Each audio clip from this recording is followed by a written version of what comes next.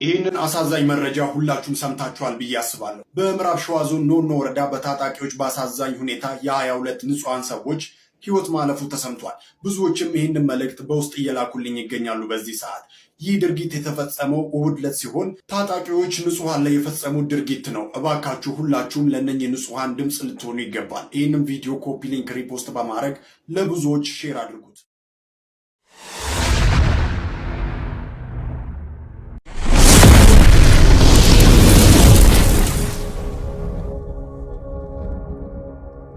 እኮ በእንግሊዘኛ ነው የተማርከው አይደል? አዎ እንግሊዘኛ ስለሆነ ነው። በእንግሊዘኛ ነው አውቄያለሁ። እንግሊዘኛ እንደሆነ እኔ ተረድቻለሁ።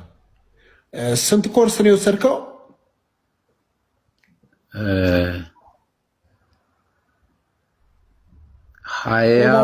ማታስታውሰው ትችላለህ። የቆየ ስለሆነ ቆይቷል አይደል? ከተመረክ። አዎ አይ ይረሳላ ታዲያ እሱ የኮርስ አይነት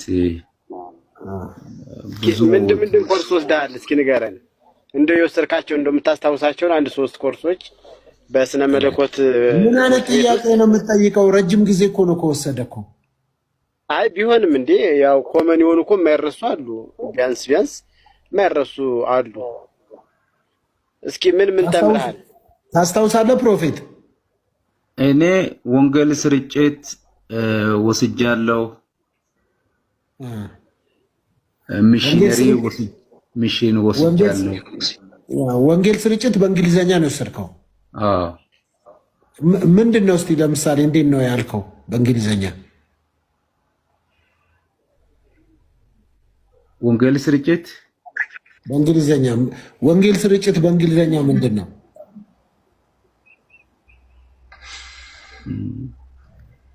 እንደ መሰለህ አሁን ሚሽን የሚባል ኮርስ አለ። ገባኝ። ወንጌል ስርጭት በእንግሊዘኛ እንዴት ነው እስቲ ታስታውሰዋለህ? አሁን አእምሮ ላይ ስላልመጣልኝ ነው እኮ። አይመጣም። እኔ ባይዘው በነፃነት ማምር ሰው ነኝ። እኔ በነፃነት ነው ማምነው። እንደዚህ ሰው እንዲያስጨንቅ አልፈልግም። ሌላ ኮርስ አለ በእንግሊዘኛ የምታስታውሰው?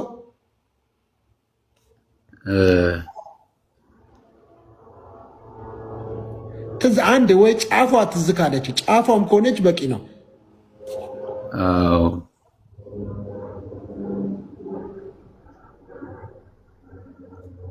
ስለቆየ ይረሳል። እባክህ አይመጣም። ይለፋ። አይ ቢያልፍ ነው የሚሻለው። ይሄ ሽጉጥና ጥይትን ተኝቶ ነው። ዝጋ ወይ ማን ነው የሚደውለው?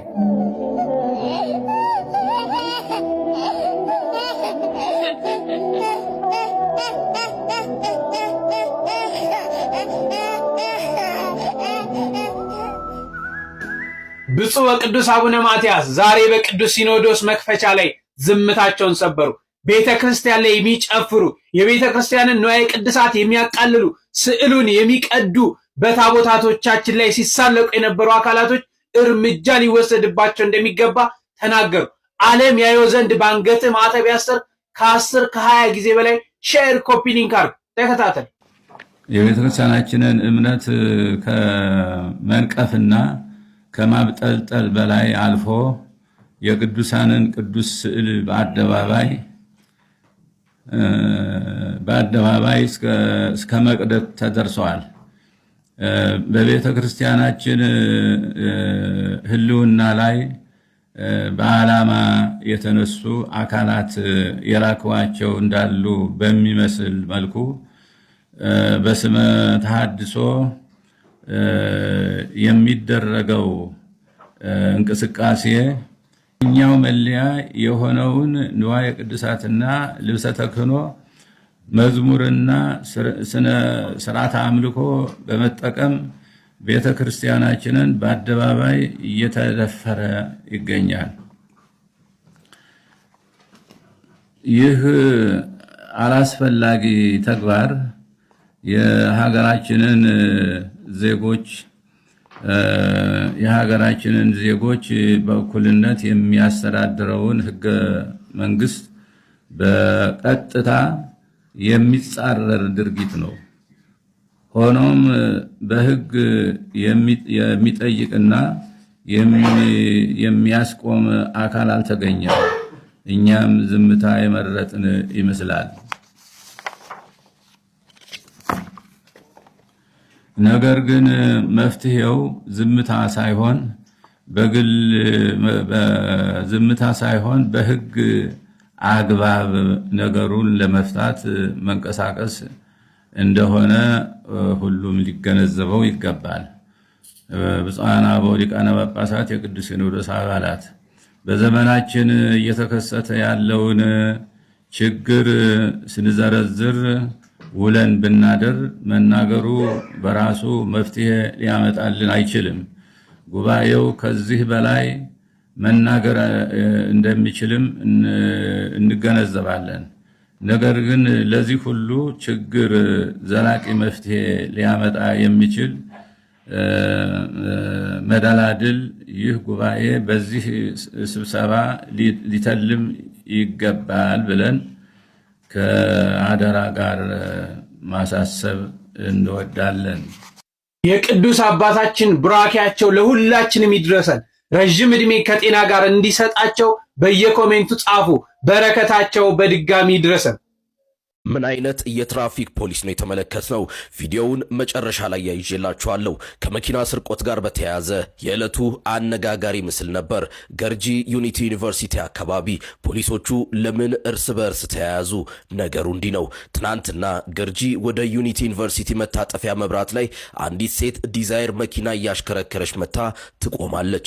ሁለት ወታደራዊ ዩኒፎርም የለበሱ ሰዎች ሴትየዋን ከመኪናዋ ጎትተው ከአስፓልት ከጣሏት በኋላ መኪናዋን ቀምተው ለማምለጥ ይሞክራሉ። በዚህ ጊዜ ትራፊክ ፖሊሱ ያይና ሳይረን እያስጮኸ ይከተላቸዋል። የተደናገሩት ሌቦች ለማምለጥ በተቃራኒ አቅጣጫ ሲነዱ ከአንዲት ቪትስ መኪና ጋር ይጋጫሉ። በዚህ ጊዜ ትራፊክ ፖሊሱ ይደርስና ግብ ግብ ይገጥማል። በአካባቢው ሰው ትብብር በቁጥጥር ስር ውለዋል። የተጎዳችው ባለመኪናም ወደ ሆስፒታል ተወስዳለች። ሰዎቹ በትክክል የህግ አስከባሪ አልነበሩም። ታዲያ ይህንን የትራፊክ ፖሊስ በምን አይነት ቃል መግለጽ እንችላለን? እስቲ ጻፉልኝ። መልካም ጊዜ።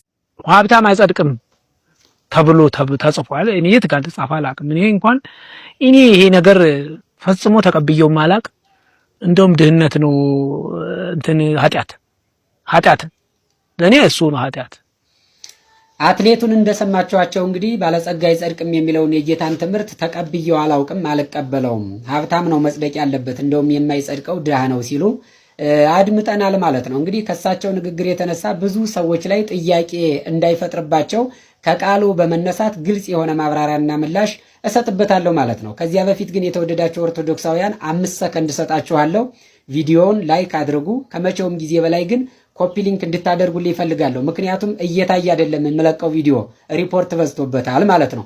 ወደ ቃሉ ስመጣ ቃሉን የምናገኘው በማቴዎስ ወንጌል ምዕራፍ 19 ቁጥር 24፣ በማርቆስ ወንጌል 10:17 እና በሉቃስ ወንጌል 18:18 ሲሆን ቃሉም እንደዚህ ይላል። ይቀልል ይህልፍ ገመል እንተ ስቁረተ መርፍ እምባኤል ይባ ውስተ መንግስተ እግዚአብሔር። ባለጠጋ ወደ እግዚአብሔር መንግስት ከሚገባ ግመል በመርፌ ቀዳዳ ቢያልፍ ይቀላል ሲል ጌታችን ኢየሱስ ክርስቶስ አስተምሯል ማለት ነው። ይህም የተባለበት ምክንያት እንግዲህ ኢየሱስ ክርስቶስ በሚያስተምርበት ጊዜ አንድ ወጣት ባለጠጋ መጣና መምህር ሆይ የዘላለምን ሕይወት አገኝ ዘንድ ምን መልካም ነገር ላድርግ አለው።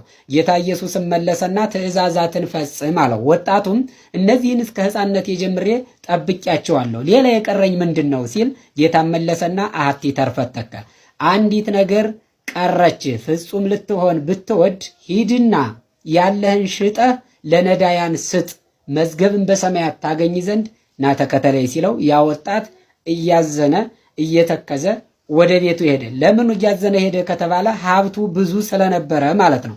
እዚህ ላይ የምንመለከተው እንግዲህ የሀብታሞችን ጥሪና የሐዋርያትን ጥሪ ነው።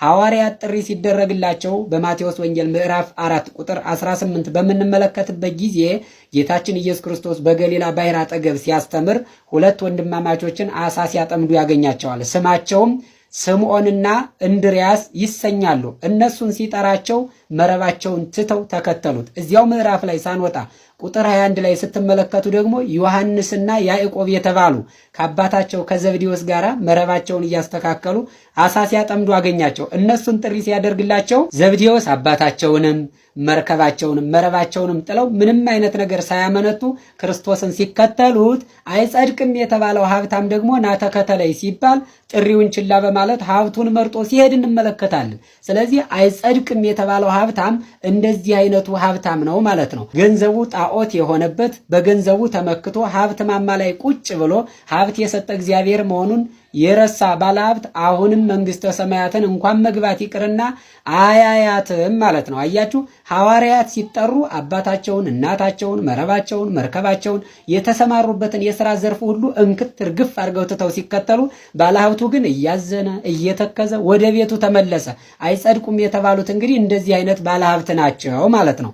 አንዳንድ ባለሀብቶች አሉ በሀብት ማማ ላይ ተቀምጠው ሀብት የሰጠ እግዚአብሔር መሆኑን ጤና የሰጠ እግዚአብሔር መሆኑን የረሱ የተከማቸው ሀብት ወይም ደግሞ ያከማቹት ሀብታቸው በእነሱ ጥረት የመጣ በእነሱ ጠዋት ማታ መድከም የመጣ የሚመስላቸው ሃይማኖት የሌላቸው ባለሀብቶች አሉ። ስለዚህ ቃሉ የሚሰራው እንደነዚህ ላሉ ባለሀብቶች ነው ማለት ነው እንጂማ ታዲያ ሀብት የሰጠ እግዚአብሔር መሆኑን ተረድተው ከሀብታቸው ላይ ቀንሰው የእግዚአብሔርን ለእግዚአብሔር አስራት በኩራታቸውን የሚያወጡ ቤተ ክርስቲያን የሚያንጹ የሚያሳንጹ ነዳያንን የሚረዱ በሀብታቸው መልካም ነገር የሚያደርጉ ባለሀብትማ ታዲያ ቦታቸው የት ነው ካላችሁኝ ከጻድቃን ከሰማዕታት ጋራ በገነት በመንግስተ ሰማያት ነው ማለት ነው። ሰው በህይወት የሚኖረው ሀብታምና ገንዘብ ስላለው ብቻ እንዳልሆነ ጌታ ሲያስተምር በሉቃስ ወንጌል ምዕራፍ 12 ቁጥር 15 ላይ ስንመለከት ኡቁ ወተአቀቡ እምነ ኩሉ ትዕግልት እስመ አኮ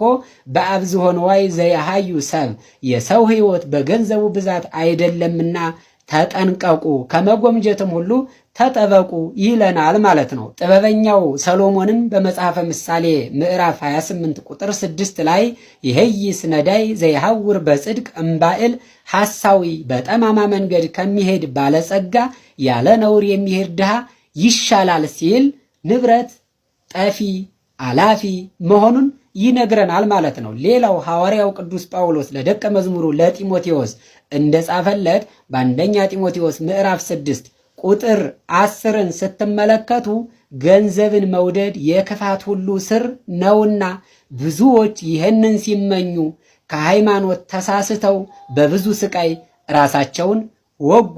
ብዙዎች ይህንን ሲመኙ ከሃይማኖት ተሳስተው ማለት ይሁዳን ብንመለከት በገንዘብ ፍቅር ታውሮ የገንዘብ ፍቅር አደንዝዞት አምላኩን በ30 ብር የሸጠና ከሸጠም በኋላ ተቅበዝብዞ ታንቆ እንደሞተ ይነግረናል። እግዚአብሔርን ረስቶ ሀብት የሚያሳድድ ሀብቱ ጣዖት የሆነበት ሀብቱ እግዚአብሔርን ያስረሳው ባለሀብት ይወድቃል፣ ይሞታል፣ ይጠፋል ማለት ነው። ሌላው የነቢዩ ኤልሳ ደቀ መዝሙር የነበረው ግያዝ የተባለው ሰውም ገንዘብ ከመውደዱ የተነሳ ውሸትን አበርክቶ ስለተናገረ በለምጽ ተመቶ ሲሰቃይ እንመለከተዋለን። እናም ወዳጅ እግዚአብሔር አንዱን ድሃ፣ አንዱን ሀብታም፣ አንዱን በሽተኛ፣ አንዱን ጤነኛ ሲያደርግ በምክንያት ነው።